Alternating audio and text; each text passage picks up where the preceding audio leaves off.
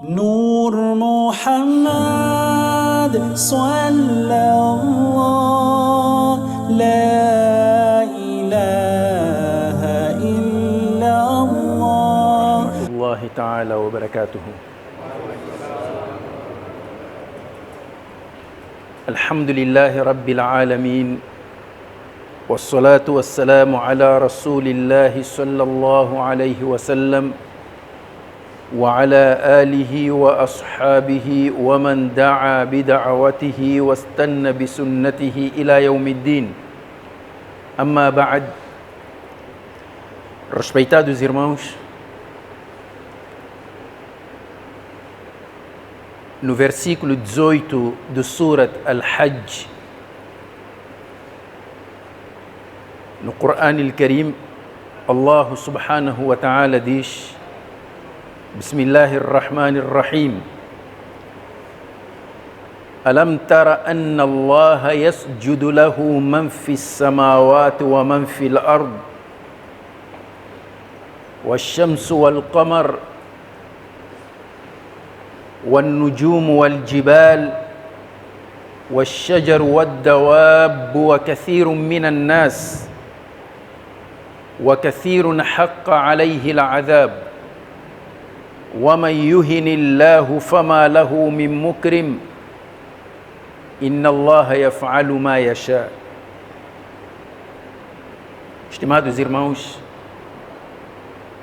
neste versículo Allah subhanahu wa ta'ala diz: Alam tara anna Allah yasjudu lahu man fis samawati wa man fil ard. Esta é a nossa primeira paragem neste versículo. Acaso não tens reparado em que tudo quanto existe nos céus e tudo quanto existe na terra está prostrado diante de Allah?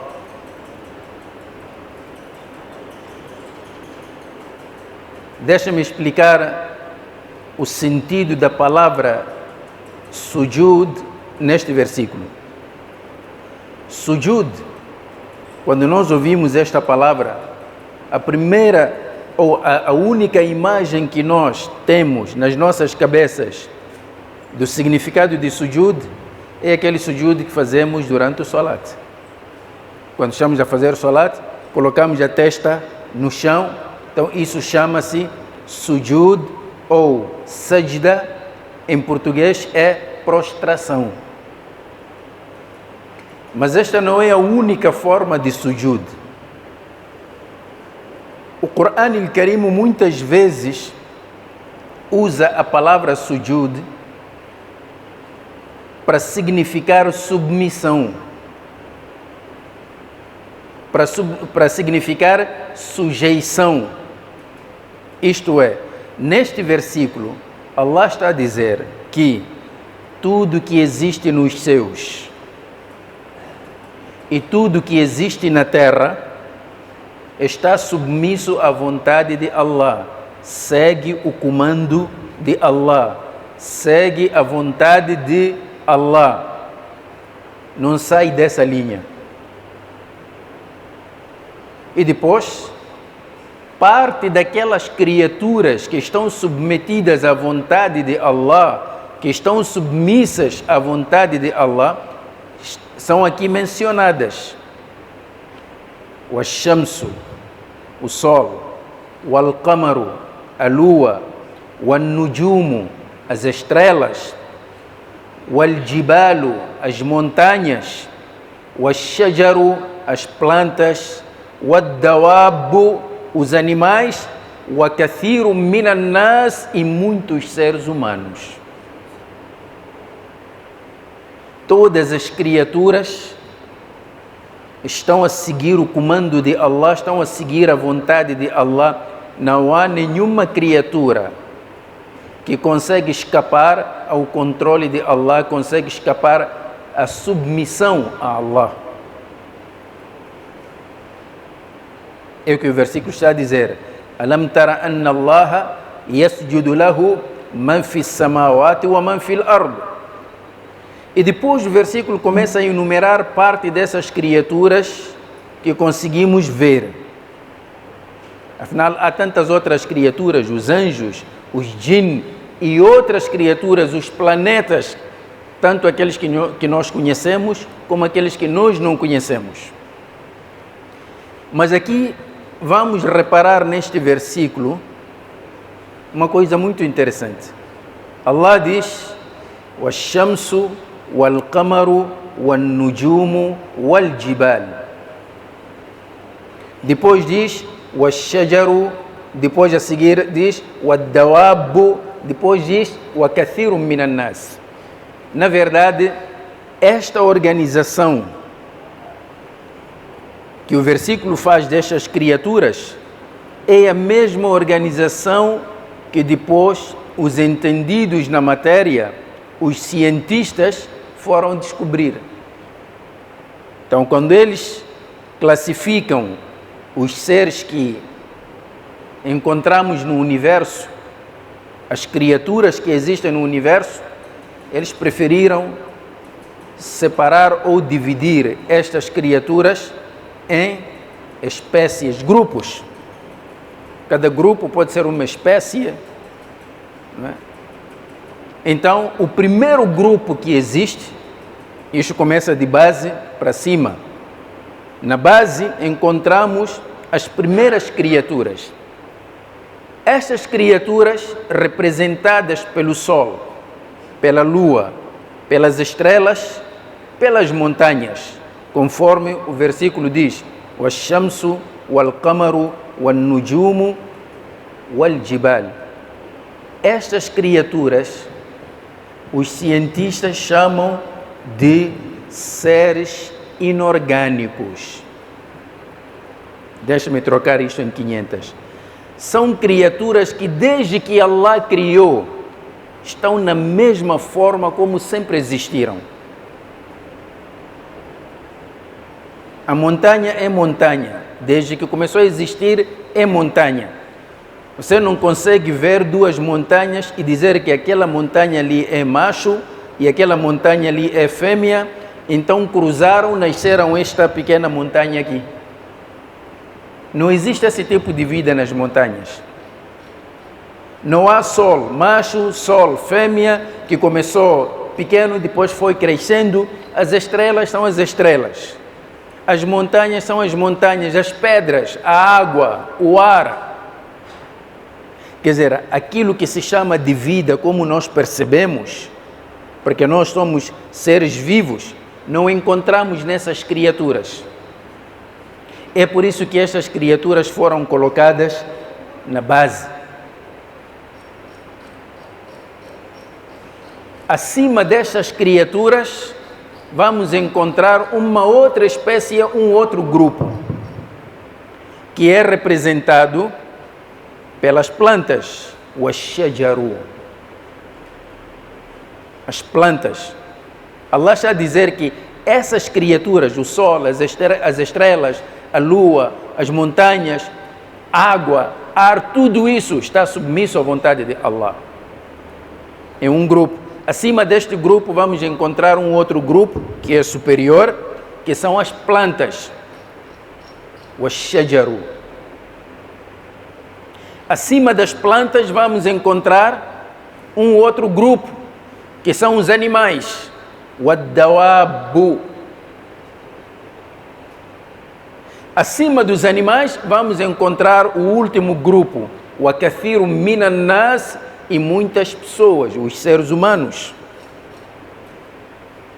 Então, estas criaturas que habitam o universo, estimados irmãos, estão organizados desta forma. Primeiro, aqueles seres que não têm vida como nós conhecemos, depois vêm as plantas, depois vêm os animais, depois vêm os seres humanos. O que acontece é que cada uma destas criaturas, ou cada um destes grupos, o grupo que está embaixo serve os grupos que estão em cima, e nunca o contrário. Quer dizer, nós, seres humanos, os animais, as plantas, precisamos do sol, precisamos da lua, precisamos das estrelas, precisamos do ar, precisamos destas criaturas todas para a nossa existência.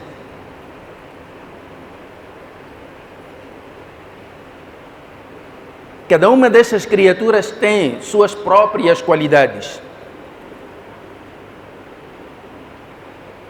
Vamos encontrar nas plantas uma qualidade que não existe nas criaturas que estão abaixo. Sol, lua, estrela, não tem. Há uma qualidade que existe nas plantas. Qual é? É o crescimento. As plantas crescem. A pedra não cresce. Está naquele tamanho como Allah criou. Se você quer uma pedra mais pequena, só tens que partir. Mas as plantas crescem. E este crescimento vamos encontrar também nos animais. Vamos encontrar nos seres humanos. Os animais crescem. Os seres humanos crescem.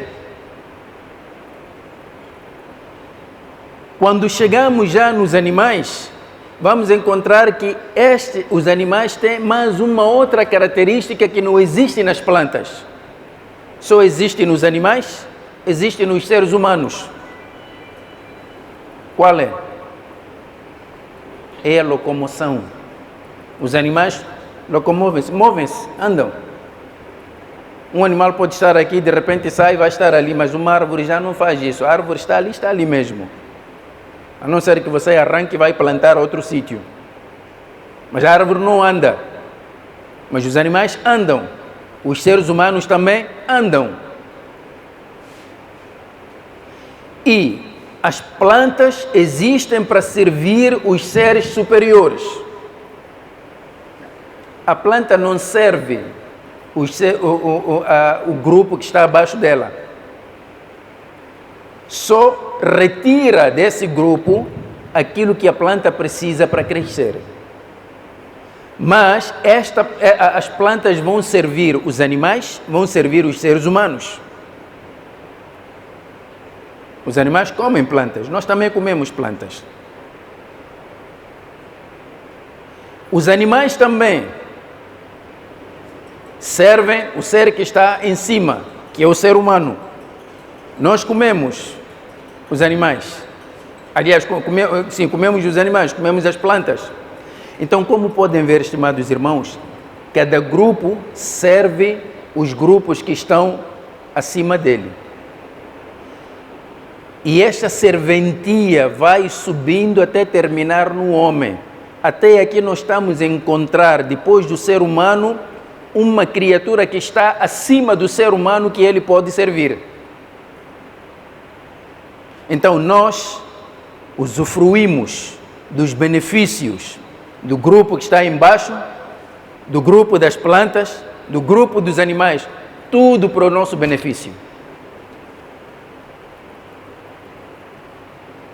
E dissemos também que se nas plantas existe crescimento, no ser humano também existe crescimento. Nos animais existe crescimento. Nos animais existe a locomoção, no ser humano também existe a locomoção. Qual é a característica que o ser humano tem que não encontramos naquelas outras criaturas que estão abaixo dele? É a capacidade racional, capacidade de pensar, o livre-arbítrio. O ser humano tem a liberdade de escolha. Isso nós não encontramos nas outras criaturas. Não encontramos. Então, o ser humano, quer dizer, tudo que o universo, com todas as suas criaturas fazem, serve o homem, o ser humano. Agora, a pergunta que nós levantamos aqui, o ser humano deve servir a quem? Esta é a primeira pergunta que qualquer pessoa sensata deve se fazer. Eu existo aqui no mundo para servir a quem? Se todas as criaturas estão a servir a mim, eu existo para servir a quem? Esta resposta, estimados irmãos, não será dada pela ciência, será dada pela revelação divina. esta é a razão porque que Allah enviou os mensageiros, revelou as escrituras para vir ensinar o homem que, olha, você existe para servir um ser superior a si. Quando o ser humano não conhece esta resposta, passa a servir aquelas criaturas que realmente existem para lhe servir.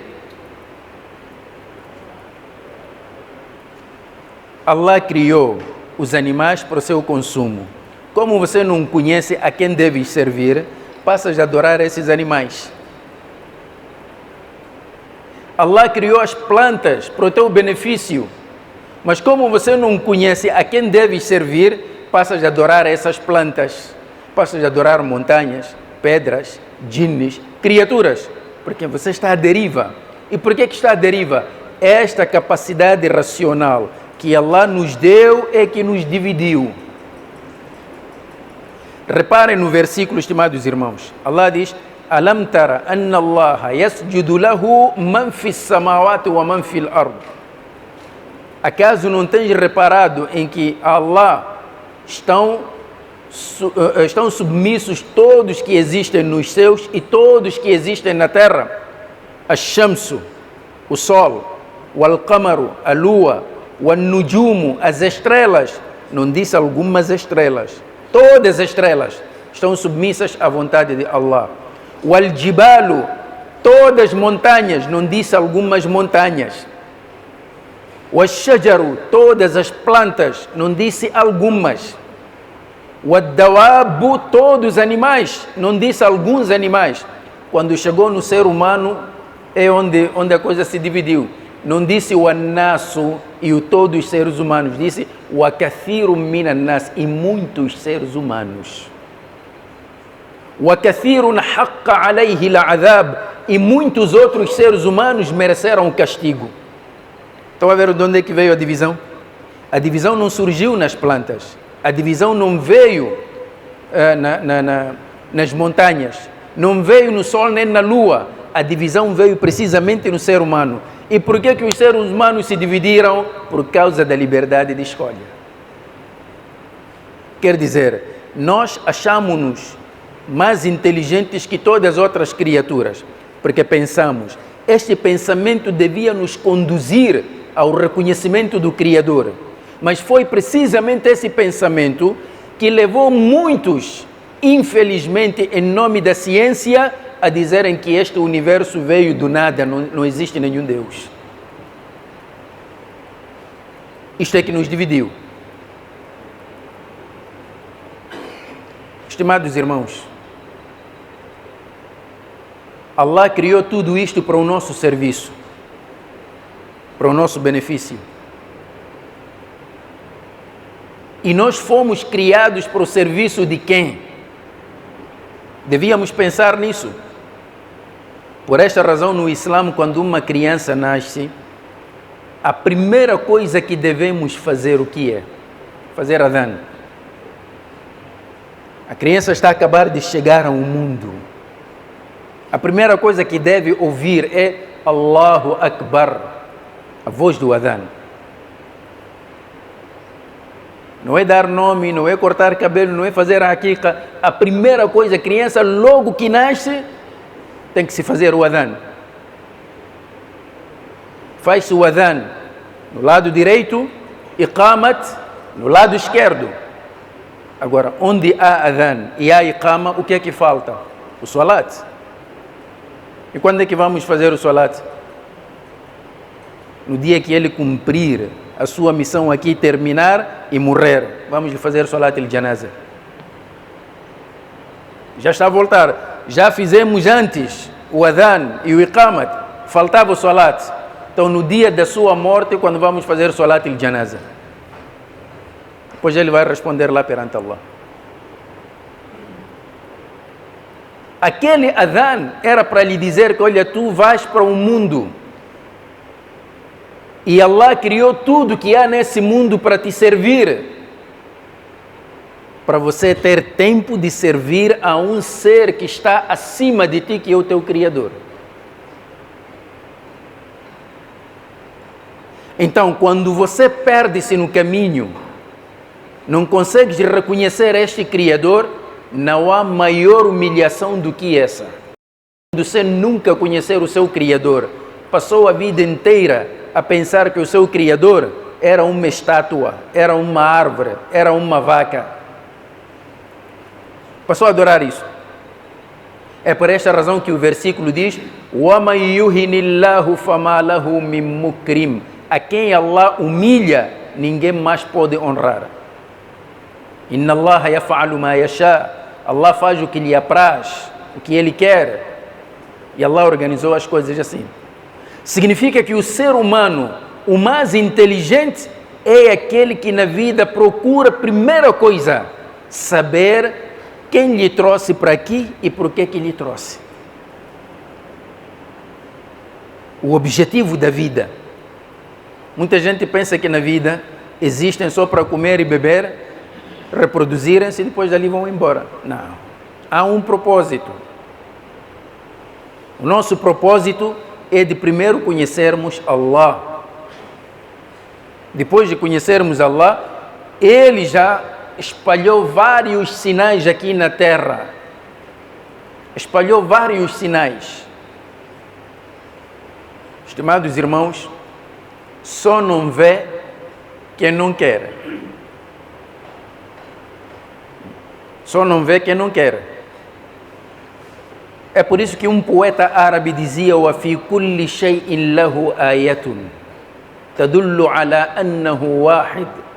E em todas as coisas há um sinal. Allah colocou um sinal que indica que Ele é único. No crescimento de uma planta, no rebentar de um dia, num amanhecer, no nascimento de um sol, são sinais da existência do Criador. São vários e vários sinais. Allah deu-nos aqui dentro do nosso organismo vários aparelhos. De onde é que vieram estes aparelhos? Temos aqui aparelho reprodutor, aparelho urinário, aparelho digestivo, aparelho não sei de quê, tudo. Allah deu-nos uma boca para ingerirmos os alimentos. Depois do organismo levar aquilo que precisa desses alimentos, Allah criou um orifício para depois mandar embora aquilo que não serve o corpo. Veio do nada isto. Essas máquinas que nós temos aqui são fabricadas aonde? Na França? Nos Estados Unidos da América? Há uma fábrica que faz isso? Allah que nos deu. Este corpo que nós temos, o ar que nós respiramos, quem nos deu? Foi Allah. E Allah nunca manda fatura. Nunca manda fatura. Mas hoje em dia nós estamos a viver uma vida que já nos levou muito longe de Allah, porque a cada dia, quando acordamos, estamos preocupados com necessidades básicas.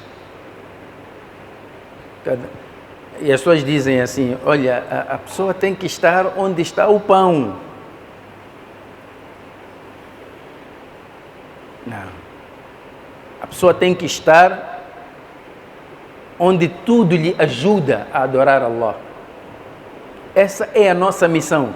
Quando Allah quer nos falar da nossa missão na face da terra, explica isso num versículo: وَمَا خَلَقْتُ الْجِنَّ وَالْإِنسَ إِلَّا لِيَعْبُدُونَ. Não criei os humanos nem os gênios senão para me adorarem. A adoração é a razão por que nós estamos aqui. Este é um outro assunto, porque nós, quando falamos da adoração, ibada, muita gente pensa que ibada é só fazer 5 salates no masjid e acabou. Não.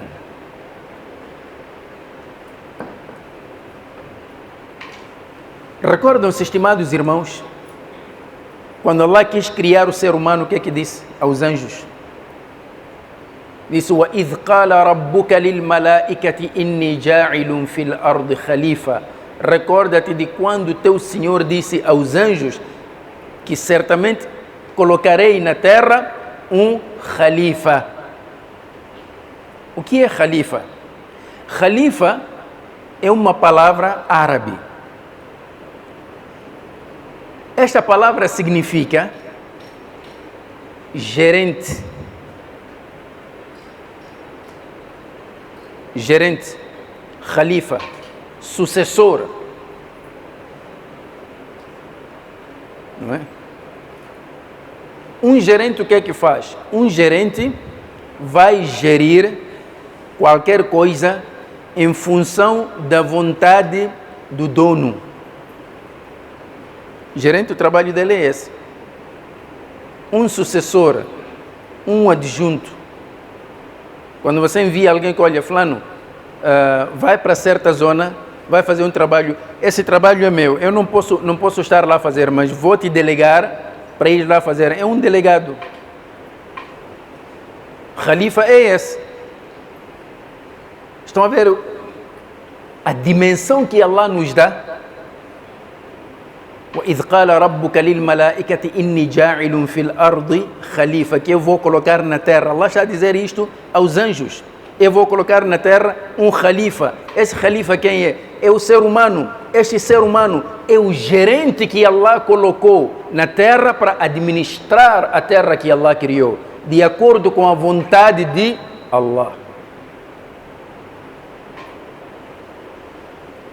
Então você não pode ter vontade própria. A tua vontade está condicionada com a vontade do Criador, do dono da terra, que é Allah.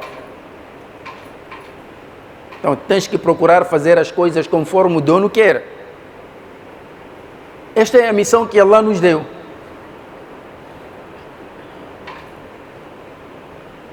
Uma das particularidades do Islã é que o Islã nos explica o objetivo da vida de forma clara e simples. Você vive para quê? وَمَا خَلَقْتُ الْجِنَّ وَالْإِنسَ إِلَّا لِيَعْبُدُونَ. Eu vivo para isto. A ibada não é só na mesquita. A ibada é transformar a terra toda em mesquita. Então tudo que você faz dentro e fora da mesquita, se estiver em consonância com as orientações de Allah, você está dentro do ibada. A ibada é isto. Vou-vos dar um exemplo. Hoje fala-se muito, e as pessoas pensam que isso é alguma novidade, fala-se muito de questões ambientais. Preservar o meio ambiente, não é isso? Hoje, até os países mais desenvolvidos, quando querem nos dar apoio aqui, uma das condições que eles colocam é isso. Quer dizer, o nosso país tem que adotar leis e políticas para a preservação do meio ambiente. E nós achamos isto coisas da política, coisas não sei de que. A preservação do meio ambiente, estimados irmãos, está dentro do nosso dini. Há mais de 1500 anos atrás, o Islã ensinou os seres humanos a preservarem o meio ambiente.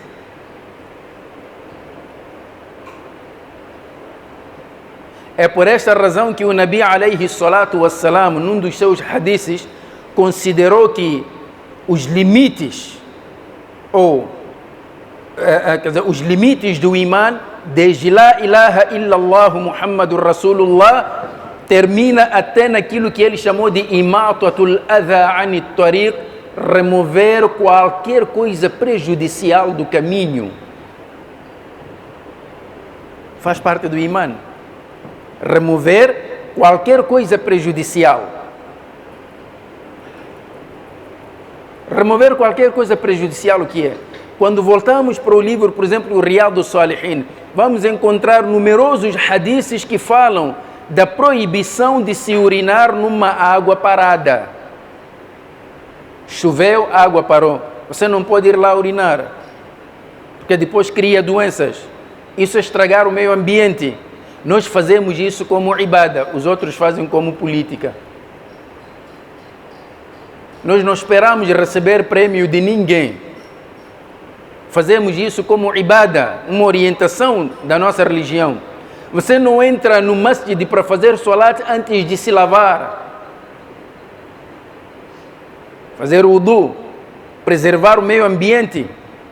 Por que no Islã é makruh fazer salat depois de ter consumido cebola ou alho? Por causa do cheiro. Porque vais perturbar quem está do seu lado com mau cheiro. É por isso que o Nabi alayhi salatu wassalam considerou siwak como sunnah. Preservar o bom ambiente até dentro do masjid. Estimados irmãos, não existe nenhuma lei, nenhuma religião na face da terra que pode ensinar os muçulmanos sobre regras de higiene. Nós somos os mestres nisso. Então, é um pouco preocupante quando você encontra um muçulmano que entre ele e a higiene há uma distância muito grande. Para uma religião que privilegia a parte da higiene. Então, estimados irmãos, tudo aquilo que o mundo hoje está a procurar, que considera que são caminhos para a paz, o Islã já estabeleceu há bastante tempo. Nós temos a nossa missão clara, mas tudo isso passa por um aspecto muito importante. Em primeiro lugar, conhecer Allah. E a maneira como nós devemos conhecer Allah é precisamente aquilo que está ali no Corão al-Karim. É aquilo que está ali no Corão. E o Nabi sallallahu alaihi wasallam não deixou nada que não tenha explicado. Então, estimados irmãos, vejam, todas estas criaturas, e no hadith Qudsi o que é? Hadith, há dois tipos de hadith. Existe um hadith chamado hadith nabawi, um hadith profético, e existe um hadith que é chamado de hadith Qudsi, hadith sagrado. Qual é a diferença entre esses dois tipos de hadiths? E todos vêm do Nabi alayhi salatu wassalam. É que no hadith nabawi, as palavras e o conteúdo das palavras são do Nabi alayhi salatu wassalam. Enquanto que hadith Qudsi, as palavras são do Nabi e o conteúdo é de Allah. E o Corão, as palavras e o conteúdo vêm de Allah. Então, neste hadith Qudsi, Allah subhanahu wa ta'ala diz ao ser humano: Yabna Adam, khalaqtu laka al-ashya'a. Ó ser humano, eu criei todas as coisas para ti. Wa khalaqtuka li nafsi, e criei-te para mim. Perceberam isso, estimados irmãos? Allah está a dizer aqui que, ó humano, eu criei todas as coisas por tua causa. Criei para ti, para tu tirares benefícios, usufruires. Mas criei-te a ti para mim, não para essas coisas. Wa khalaqtuka min ajli. O que é que vai acontecer? Neste hadith, Allah subhanahu wa ta'ala diz: se te preocupares com aquilo que eu criei para ti e deixar-me de lado, o que é que vai acontecer? O hadith proíbe: ó humano, não deves te preocupar com aquilo que eu criei para ti ao ponto de te esqueceres daquilo que eu criei-te por minha causa. Isto é, Allah criou-nos para Ele e criou as coisas para nós. Então nós não podemos passar o nosso tempo preocupados com aquilo que Allah criou para nós, porque isso Ele já nos prometeu. وَمَا مِنْ دَابَّةٍ فِي الْأَرْضِ إِلَّا عَلَى اللَّهِ رِزْقُهَا. Não há nenhuma criatura na face da terra, incluindo o ser humano, que Allah não tenha sobre o seu controle o seu sustento. Isso Ele prometeu. Allah criou-nos, prometeu-nos o sustento. Agora, criou-nos para Ele, para cumprirmos a sua missão. Nós temos uma missão que é agradar a Allah. Teremos ou não sucesso nessa missão? Ele não nos garantiu nada. É por isso que vem no Surat Maryam: wa in minkum illa wariduha كان على ربك حتما مقضيا ثم ننجي الذين اتقوا ونذر الظالمين فيها جثيا. Dos companheiros do Nabi alayhi salatu wassalam, quando recitou estes versículos, chorou. E a esposa perguntava: por que estás a chorar?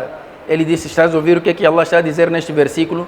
Wa in minkum illa wariduha. Estimados irmãos, vocês já ouviram muitas vezes que no dia de Qiyamah Allah vai estabelecer sobre o Jahannam uma ponte muito afiada e fina, por onde as pessoas deverão passar.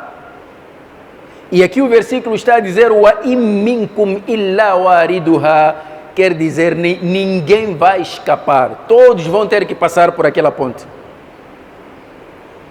Que vamos passar dessa ponte, não há discussão, todos vamos passar. Não é por nossa vontade, é por ordem de Allah. Thumma nunajji alladhina attaqaw, mas iremos salvar aqueles que temeram Allah. Wa nadharu adh-dhalimina fiha jithiya, aqueles que foram injustos por não terem cumprido com as ordens de Allah vão permanecer ali caídos de joelho. E este sahaba chorava, dizia: veja, Allah prometeu-nos que todos vamos passar, mas não prometeu que todos vamos alcançar o outro lado da ponte. Eis que lhe fez chorar. Então, o rizq, estimados irmãos, Allah prometeu-nos, ninguém vai falhar o seu rizq. O Nabi alayhi salatu wassalam dizia: Inna ruha al-Qudsi nafatha fi ru'i.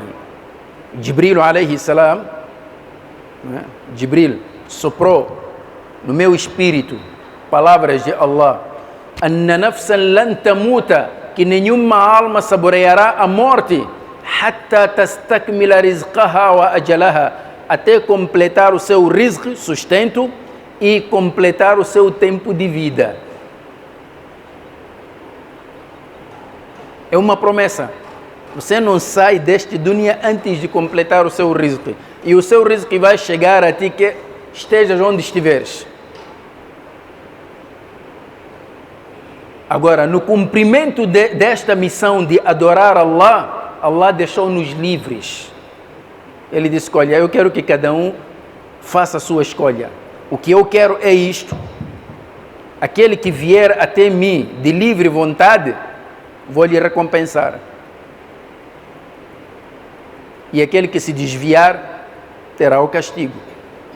É que o versículo 18 do Surat Al-Hajj está a dizer que todas as criaturas estão em harmonia com o seu Criador. É por isso que nunca ouviram falar de uma greve das estrelas. Já ouviram? Dizer que as plantas hoje estão em greve. Sentaram aí, fizeram uma reunião, decidiram nenhuma árvore vai produzir, porque tem problemas com o ser humano. Não fazem isso. Os animais reuniram-se e estão em greve. Nenhum animal vai alimentar mais o ser humano. Ninguém entra em greve. Todos eles estão em harmonia. Mas quando a coisa chegou no ser humano, dividiu-se. Uns creram, outros descreram. E essa divisão surgiu por quê? Pela capacidade racional. Esta é a razão por que Allah subhanahu wa ta'ala diz no Surat At-Tin: لَقَدْ خَلَقْنَا الْإِنسَانَ فِي أَحْسَنِ تَقْوِيمٍ. Nós criamos o ser humano na mais perfeita forma. ثُمَّ رَدَدْنَاهُ أَسْفَلَ سَافِلِينَ. Mas depois rebaixámo-lo até a escala mais inferior. إِلَّا الَّذِينَ آمَنُوا وَعَمِلُوا الصَّالِحَاتِ, excepto aqueles que creram e praticaram boas ações. Allah criou o ser humano na mais perfeita forma. Ele vem para este dunya na mais perfeita forma. Um ser pensante. Quando começa a crescer, a estudar muito, o pensamento dele leva-lhe a pensar que aquela árvore ali é que lhe criou. Passa a adorar. Isso é que é ثُمَّ رَدَدْنَاهُ أَسْفَلَ سَافِلِينَ. Quer dizer, aquela criatura que veio aqui na mais perfeita forma não conseguiu perceber que Allah criou aquela árvore para lhe servir. Ele passou a servir a árvore. Inverteu as coisas. Que Allah criou aquele boi para ele usufruir da sua carne e da sua pele. ele diz que não, este aqui é o meu Criador. Excepto os crentes. Estes é que sempre saem vitoriosos. Para terminar, estimados irmãos, não sei se aquele relógio está... estava a confiar naquele relógio, mas passou o tempo. Então vamos parar por aqui. Que Allah subhanahu wa ta'ala nos ilumine e que Allah subhanahu wa ta'ala não nos faça perder de vista a missão pela qual nós fomos criados. أقول قولي هذا وأستغفر الله لي ولكم فاستغفروه إنه هو الغفور الرحيم. نور محمد صلى